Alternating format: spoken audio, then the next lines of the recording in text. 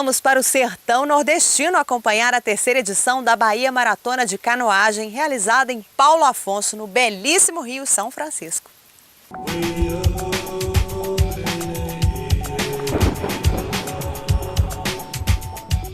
Quem nunca viu de perto o Rio São Francisco pode ter dificuldade de imaginar o seu poder de mutação. Um rio com 2.830 quilômetros de extensão que se transforma radicalmente à medida que avança por território nacional. Um rio que se colore facilmente. Águas douradas, azuladas, esverdeadas. Águas que se contrastam com o céu, com as rochas, com a vegetação. Para tamanho espetáculo, basta estar no lugar certo, na hora certa e pronto.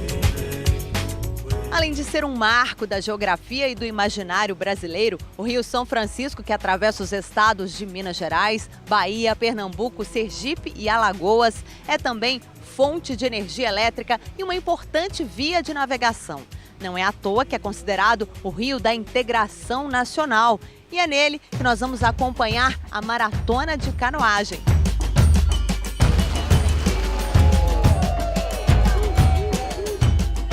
Ao se tratar de uma competição de canoagem, o São Francisco também revela seu poder de mutação. É que a cada edição do evento, o rio está de um jeito diferente. Isso acontece porque a prova é realizada aos pés da PA4, uma das usinas hidrelétricas do São Francisco. O funcionamento de suas turbinas, que podem operar com mais ou menos força, reflete no fluxo do rio. A pressão gerada pode alterar a correnteza, criando redemoinhos e dificultando a remada. Mas os desafios vão além. O canoísta e medalhista olímpico Sebastian Quatrin, pela primeira vez na organização do evento, relata suas experiências como competidor nas primeiras etapas e nos revela outras facetas desafiadoras do rio. Bom, na primeira etapa eu usei um barco de velocidade, modelo K1, para 65 quilos. Era um barco que não estava preparado para mim, tive bastante dificuldade com relação a água e a entrar água e tudo. Na segunda vez eu decidi trazer o meu caiaque, preparado também, um caiaque de velocidade, só que o modelo para 90 quilos. Preparado com bomba para tirar água durante o percurso, para eu não precisar sair do barco. Hoje eu não usaria também o K1, hoje eu usaria um barco chamado Surf Ski, que é um caiaque tão rápido quanto o K1, só que é um barco preparado para mar.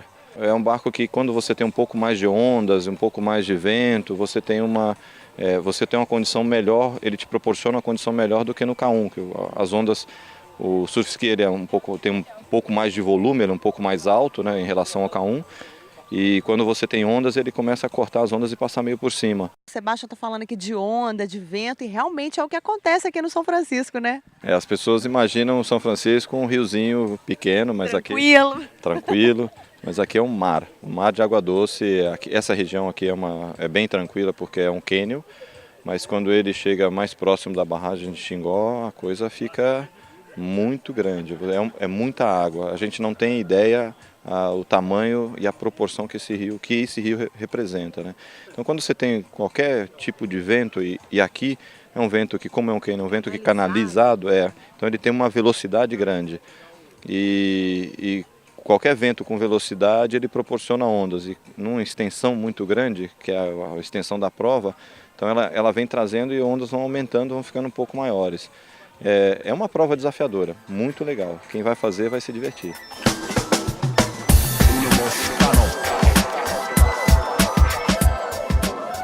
Serão 55 quilômetros de percurso para a categoria maratona e 8 quilômetros para a categoria turismo. E eu, é claro, para sentir na pele o calor da caatinga e não perder a chance de remar no São Francisco, também vou participar da prova aqui com a minha amiga e jornalista Marilyn Novak. Então, vamos embora, que a prova vai começar agora.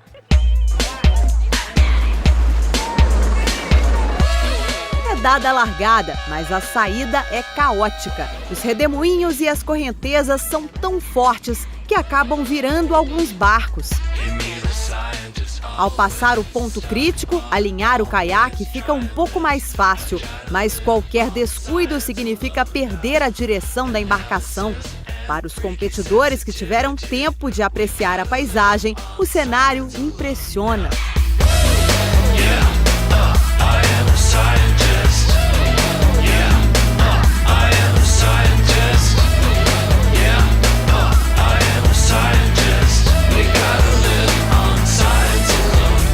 Mesmo depois de remar 8 quilômetros, alguns atletas ainda não tinham gás de sobra para um sprint na chegada. Já para outras equipes, um combustível a mais teria feito toda a diferença. Olha, foi mais difícil do que o 55, porque eu senti muito mais dor, vou te confessar, porque a gente fez a prova muito forte. Então, e assim, a gente teve que competir com o pessoal de Ubaitaba, que é da seleção de canoagem. Então, pra gente foi difícil demais, porque a gente via e fazia força e não conseguia chegar de jeito nenhum. Na saída, os redemoinhos muito mais fortes, né? Muitas embarcações viraram, a gente também passou um pouco de dificuldade, um apertinho. A adrenalina foi muito boa naquele início ali. Depois, a correnteza ajudou bastante nessa prova de 8 quilômetros. A chegada das categorias foi no Cânion do Rio do Sal, em um ancoradouro turístico. Minha parceira e eu gastamos 1 hora para concluir os 8 quilômetros de percurso. Um tempo muito bom para uma dupla formada às pressas na véspera da prova. 1 hora de prova, a parte mais difícil ali foi a largada. O leme foi muito difícil, né, Mara? Foi porque era muito barco, eu levei uma porrada começou a sangrar meu nariz na hora de um remo. E, cara, tava bem mais movimentado a água do que eu imaginava, cara. Muito redemoinho. Bastante redemoinho, foi bem mais difícil do que eu imaginava. A gente imaginou que a largada não fosse ser tão difícil, mas no final das contas deu tudo certo. Na hora que a gente imprimiu um ritmo legal, deu pra vir tranquilo, apesar de que o leme aqui no São Francisco não é fácil, é puxado. Então, eles estavam explicando que por estar com seca em uma parte do país, a hidrelétrica está trabalhando bastante, mas normalmente não é tão assim. Então tá um pouquinho mais atípico do que eles estavam esperando. Mas no final valeu a pena demais, é uma delícia remar nesse São Francisco maravilhoso, Cânion, né? Você conseguiu curtir o visual? Consegui curtir o visual, a gente fez boas imagens aí, né? Cenas incríveis foram registradas. Na hora da largada, por causa dos redemoinhos e das fortes correntezas, alguns barcos viraram, deixando seus tripulantes à deriva. Marilyn e eu demoramos para perceber que, nesse momento, um competidor buscava segurança agarrado à popa da nossa embarcação. E detalhe, foi preciso levá-lo até a margem do rio para que ele largasse o nosso caiaque e nos deixasse seguir viagem. Outra imagem que também merece destaque e que foi captada por nossa câmera é a ponte metálica Dom Pedro II, que liga os estados da Bahia e do Alagoas.